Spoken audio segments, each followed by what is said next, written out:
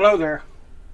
I wanted to share with you, this is the toolbox that I carry in my automobile, and there's stuff in here that don't apply to automotive. I have some woodworking stuff in here because I'm a woodworking addict, and I can't really go anywhere without the basic tools to do woodworking, even though I don't have any recollection of ever pulling anything out of this toolbox and using it for woodworking. I just can't go anywhere without a little bit of that with me. But this is what I carry in my car. Now, I believe that even if you don't know anything about vehicles, that you should carry some basic tools, and I'll run down kind of what they are as we go through the box. But you should carry some basic tools. They don't have to be very expensive. You can go down to your local Harbor Freight and buy most of this stuff for almost nothing. It doesn't have to be the greatest tool in the world. It just has to work for a limited time to get you back on the road when you have simple things that go wrong with your vehicle that you really don't want to spend $50 or $100 having your vehicle towed into a garage and stuff like that. One of the other things you might say, well, I don't know how to fix anything on a vehicle. But if you got tools and somebody comes by that knows how to use those tools but don't have tools themselves, okay, you might get back on the road and maybe give the guy $20 or something like that. That's happened to me more than once. So anyway, this is a Hyper Tough toolbox from Walmart. I bought it on sale for like $10. I think it's $20 regular. It's just a general plastic tote. That's basic plastic tool tote. And it has these little compartments here, and some of this stuff is vital and some of it's not. Like over here I have some a 4-way tool and some valve stems. Okay, and these are just bolts and stuff. They came off of something, I can't remember what, and I thought, hey, you know, I really don't want to throw them away. I don't know what the heck they are. I can't remember, and they might not ever be worth using anywhere, but I don't see them very often, so I left them in there. I was repairing something or something like that. And then over here, one of the most vital things that I think you should have, I have fuses for the vehicle, a fuse puller. I think, yeah, this is almost dropped it, a fuse puller, and you see that green light? It's a fuse tester as well. So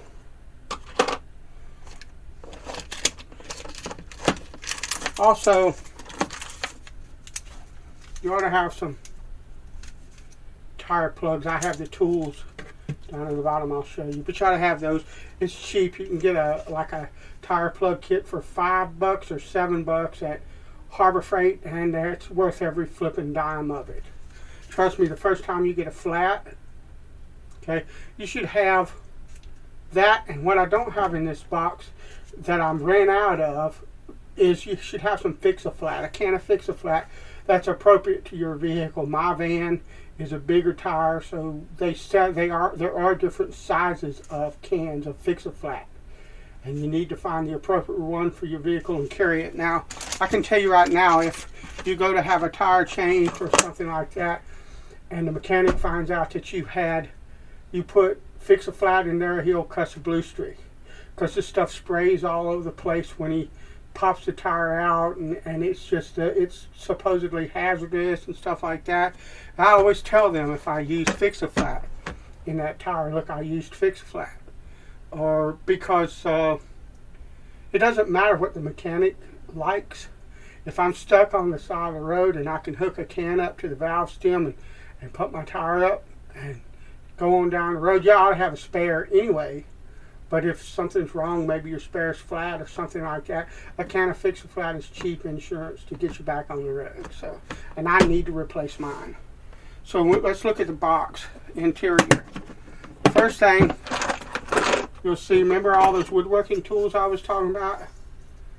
Sliding bevel or a T-bevel or whatever you want to call that, so that I can get angles. think I paid $1 for that at a thrift store or flea market. It has a little tray for the top that doesn't fit. You see it's trying to fall down now. But I have something to raise a burr on a blade, a small little soft Arkansas as an intermediate stone, and then a piece of self-mined slate. Electrical tape, that you should have that. This is solder. I don't know how I got in here, but you don't necessarily need any solder. But electrical tape, you should have a basic set of pliers. I have a set of kind of extended needle nose, a pair of Hyper Tough $2 at Walmart pliers,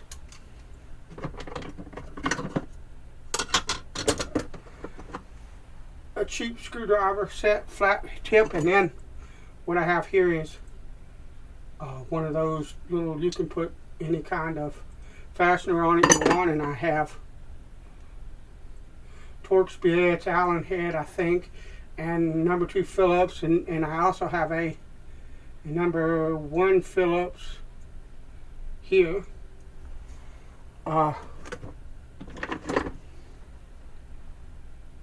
forget what they're called, but they go in that as well.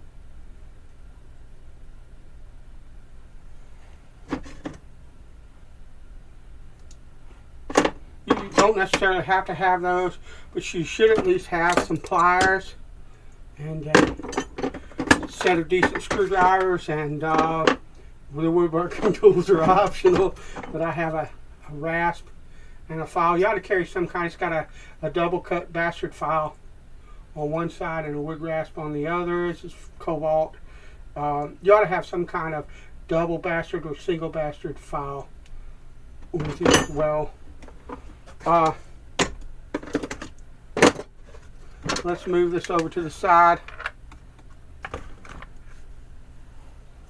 and I'm gonna try to move closer or higher up and closer to the box. Alright, I don't know how well you can see, but I'll try to lift it up out of there.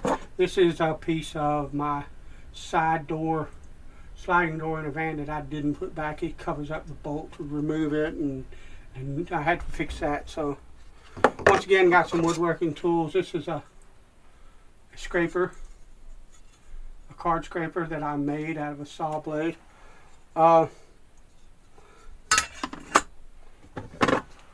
Decent square. That's not required.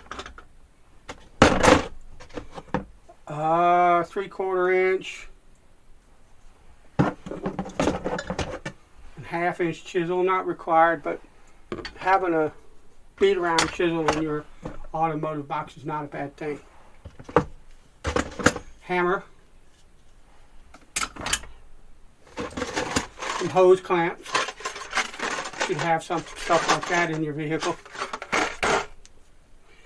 More screwdriver, Phillips screwdriver. Big fat set of pliers. Some vice grips. These are no-name junk made in China, and you can tell by the way the jaws, but this is not high quality tools. This is tools in a pinch when you need them, and you don't have to worry about somebody busting your window out and stealing their junk. Okay, but they work. A pair of dikes, a pair of standard needle nose, an adjustable wrench. Here's the tire plugging tools there. You should have that. I got some PTFE thread seal tape. I don't know why that's in there, but it is. If your oil pan is leaking, that helps, but how you going to get the bolt out of the oil pan and hold the oil in there? So, you know, let's be real. That's in there. I don't know why it's in there, but it is. I probably was working on something outside that needed it and just tossed it in this box. But anyway, tape measure for woodworking stuff. And it never hurts to have a tape measure. It doesn't even matter. It just, that doesn't hurt. And then what I have a ratchet. This is a Harbor Freight 3/8 ratchet. And a set of millimeter sockets from 10 to like, what is it, 19? Yeah, I believe it's 19. Yeah, no, from 10 to 22 millimeter, it has 10, 11, 12, 13, 14, 15, 16, 17, 19, and 22. So it skips 18, 20, 20, and 21. But that's all right. We're not trying to do everything that we need to do. We just want. The most important one in here is the 10 millimeter. If I could buy them separate, I'd buy like 10 of them shove in this box. Because that's the one you lose all the time. It's missing in action every time you turn around. But a set of sockets that fit your vehicle. And then, this is working as well. Just have a block plane in there. It's not necessary for automotive, but now I have a set of wrenches. Now this is a 7/16. Some of these are not metric, but they're close to metric equivalents. And I don't recommend doing that, you know, really, but in a pinch, if I have to turn a bolt or a nut and I don't have anything but SAE, dude, I'll use it, no problem. But I've got a 10 millimeter somewhere, okay, 8 millimeter, there's a 10 somewhere in here, I must have lost it, 12, here's the 10, 12,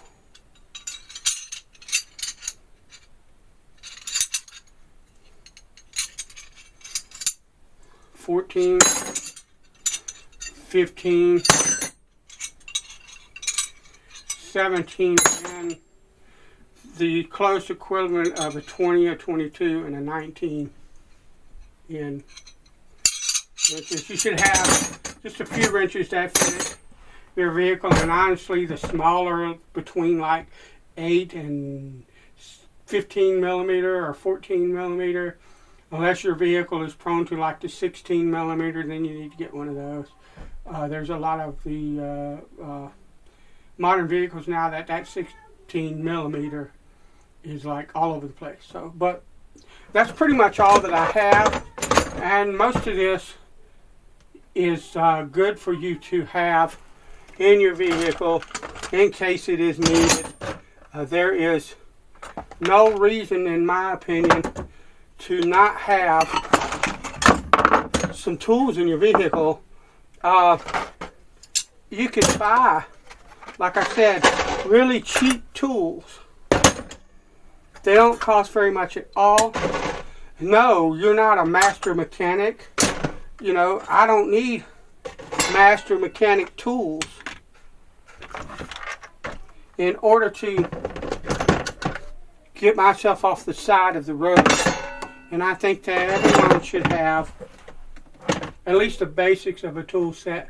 Sockets, ratchet, a few wrenches, a few different kinds of pliers, a Phillips and a standard screwdriver.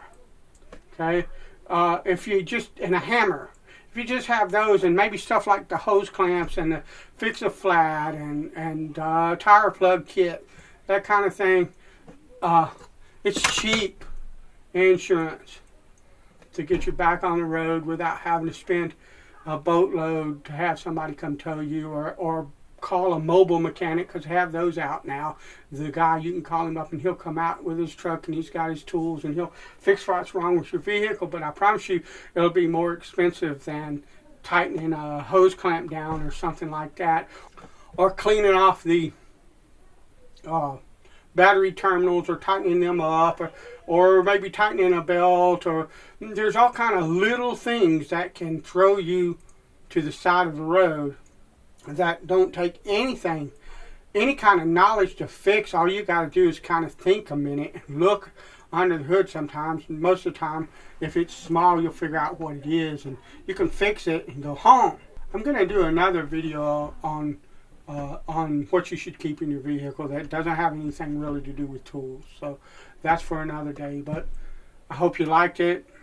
If you like this video, please like and subscribe it. If you don't like it, thumb me down. Give me a thumbs up if you do. Thumb me down if you don't. The thing is I have a subscriber that asks a couple of times, dude, you know, who is it that's thumbing your videos down 2 minutes into the video? Well, I don't know. And I don't care. If you thumb me down, that still counts on the YouTube algorithm as action or activity on my channel, and it's a positive for me. So if you don't like me, thumb me down, please. I need the exposure on that YouTube algorithm, and I'll take a thumbs down just as well as I'll take anything else. Comment, share, all that deal. All right, bless you, and thanks for watching.